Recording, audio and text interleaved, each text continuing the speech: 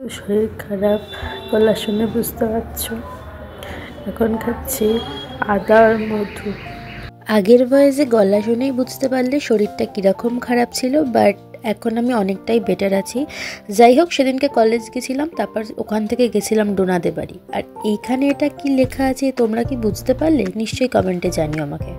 এদিকে এদিকে এদিকে এদিক থেকে এদিক থেকে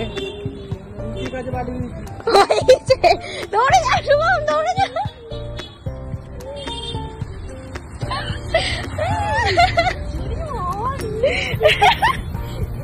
বেরিয়েই বলেছে মিমি দিদি কোথায়। হ্যাঁ, এটাই সেই ডোনার মিষ্টি স্টুডেন্ট যে আমাকে ভিডিও কলে সবসময় দেখতো আর বলতো যে তুমি কবে আসবে কবে আসবে।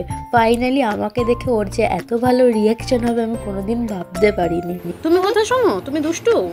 হ্যাঁ দুষ্টু, কিন্তু কথা শুনি। কথা শোনো। তারপর আমরা চলে গেছিলাম ছাদে কিছু ছবি তুলতে অ্যান্ড ভিডিও করতে। বেশিরভাগ আমি ছবিই তুলেছি। আমরা ছাদে এসেছিলাম ছবি তুলতে, লিটারেলি ওর ছবি তুলে যাচ্ছে বেটা। দেখো ওখানে ফোন, এখানে ও, ঠিক আছে। ভিতরে আবার রিং লাইট আছে। রিং লাইটটা কেন এনেছে আমি জানি না। এই যে বেটা এখানে আছে, এটা ঠাকুর ঘর। যাই হোক, রিং লাইটে তো লাইট তো জ্বলবে না, কারণ ফিক্সই করতে পারবে। হ্যাঁ, ওকে আমি আজকে লাইনার পরে দিচ্ছি। দেখা, এত সামনে থেকে আসলে লোকে বুঝতে পেরে যাবে ব্যাকাটারা পরি। নিজেরটা কিন্তু ভালো করেছে।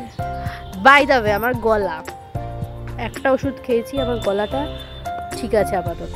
3বার এখানে গরম জলে গার্গেল করেছি এদের বাড়ি এসে। প্লিজ আমাদের মোটা বলো না, আমি মোটা ও রোগা।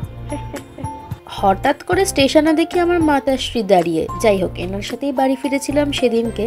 তারপর রাতের ডিনারটা শেষ করেছিলাম আমার ফেভারিট ধোসা দিয়ে। দেখা হচ্ছে পরের একটা ব্লগে।